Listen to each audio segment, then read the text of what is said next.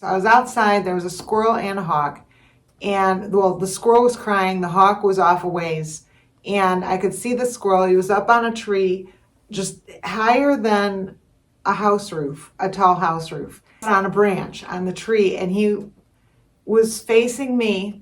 He was sideways to me. I look like Santa Claus. I'm Mrs. Claus. The squirrel's up here on the tree, and this hawk started flying towards him. And you would think, I would think, being a stupid human, that if I saw a hawk start flying at me, which I actually did last night, and that's another story, but that I would run then. You know, did you hear that? That's a squirrel at the door. Hang on, I'll be right back. Or probably any stupid human would be like, oh God, something's coming. It wants to kill me and eat me. I need to run now. Not the squirrel. What he did, and I was like, oh my gosh, so this is what they do apparently. This did not happen at my house.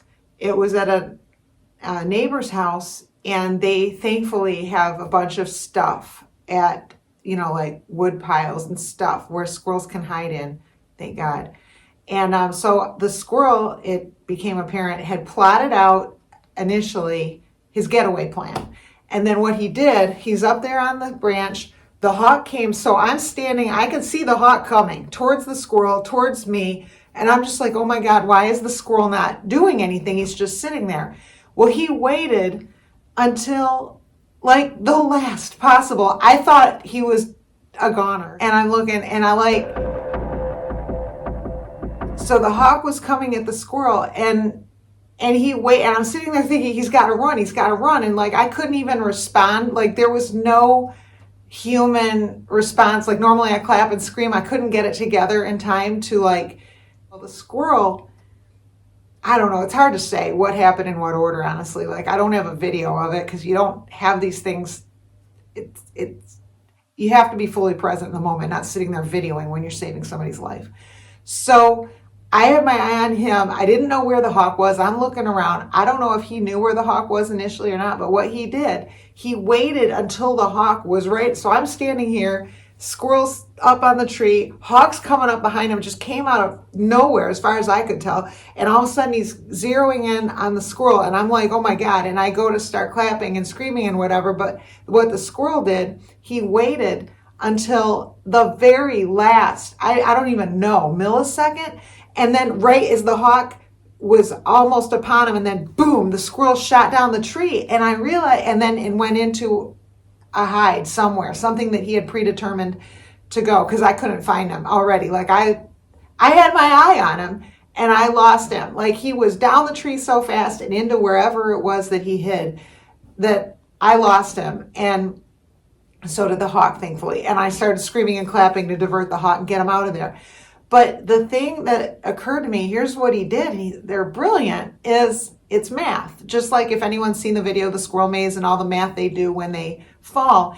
This too is math, because what the squirrel realizes is here's this enormous animal and it's flying. And if the squirrel were to have gone down the tree too soon, the hawk could have changed his path and met him there and gotten him. Instead, the squirrel waited until the hawk was almost upon him and then just boom. I mean, he shot straight down that tree so fast, and there's no way a hawk could like just immediately change its trajectory straight down like that. You being as big as he is, there would be a curvature time. So the squirrel waited, actually, which I felt like, what is he doing? Well, he was keeping his cool to do things right rather than react out of panic is what he was doing. And so, yeah, so he waited till the hawk was almost there, just boom, shot down the tree and hit him by the time, and then I clapped and screamed. But I realized if I had not been there to do that, I think the squirrel would have been okay. Because I think also by doing what he did, if he waits till the hawk is almost upon him and then shoots down the tree and hides, the hawk loses him. You know what I mean? Because he can't immediately just change his whole trajectory straight down. He can't keep his eye on the squirrel. I lost him and I was staring right at him.